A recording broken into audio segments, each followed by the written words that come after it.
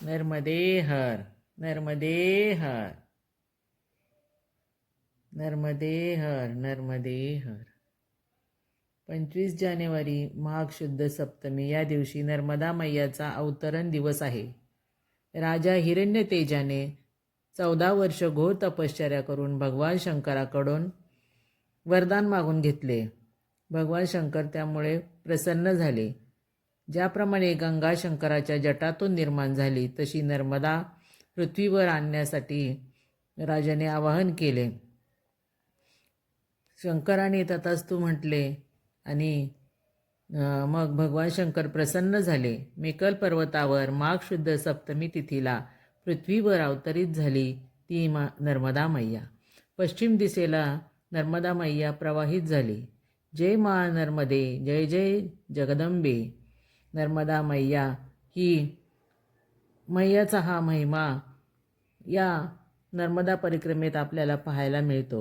घाटावर पूजा अर्चा, स्तोत्रपाठ, अष्टक, गंध, पुष्प इत्यादीद्वारे मैयाच्या या जयंतीच्या दिवशी पूजा करावी. मैयाला आपली इच्छा सांगावी.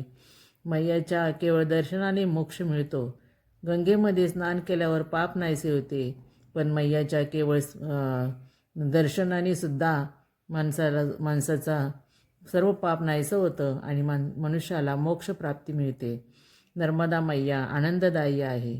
तिची परिक्रमा केल्याने 21 कुळाचा उद्धार होतो असं पुराणामध्ये उल्लेख आहे.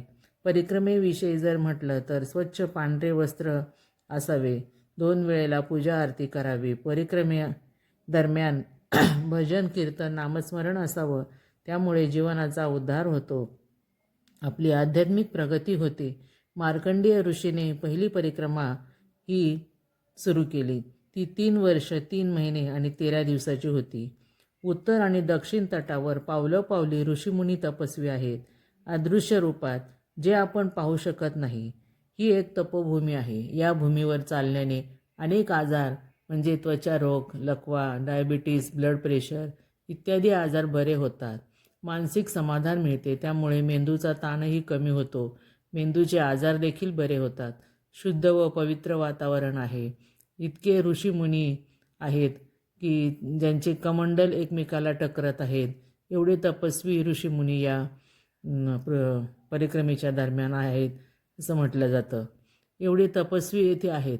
शौचाला आणि लघुशंकेला जाताना सुद्धा 3दा टाळे वाजवून मुनी आणि जे तपस्वी आहेत त्यांची क्षमा याचना करावी आणि मगच जावं असा नियम आहे. कांदा लसूण वर्ज्य करावं. प्रत्येक आश्रमात अत्यंत चांगली व्यवस्था असते. अत्यंत सेवाभाव व धर्मनिष्ठा या परिक्रमेत आपल्याला अनुभवायला मिळते. नर्मदा मैयाच्या या परिक्रमेत आता जवळजवळ 80 दिवस होऊन गेले. आम्हालाही या मैयाचा खूपच अनुभव आलेला आहे. तो दररोज आम्ही सांगतच आहे, पण कितीही सांगितले तरी ते कमीच आहे. अशी ही नर्मदा मैया.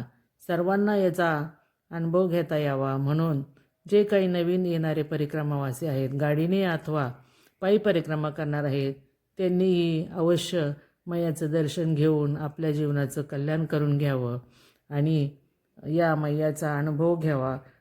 मैया ही सर्वांना सुख देणारी आहे. म्हणून आपली आध्यात्मिक प्रगती करता करता आपल्या या जीवनाचाही आपण प्रवास सुखकर आणि आनंदमय होण्यासाठी या नर्मदा मैयाची सेवा करूया आणि तिच्या चरणी लीन होऊया असं या व्हिडिओद्वारे मी सर्व या व्हिडिओ बघणाऱ्या सर्व माझ्या मैत्रिणींना आणि सर्व चाहत्यांना सांगू इच्छिते की नर्मदा मैया ही अत्यंत आनंददायी आणि ही आपल्याला सुख प्रदान करणारी आहे.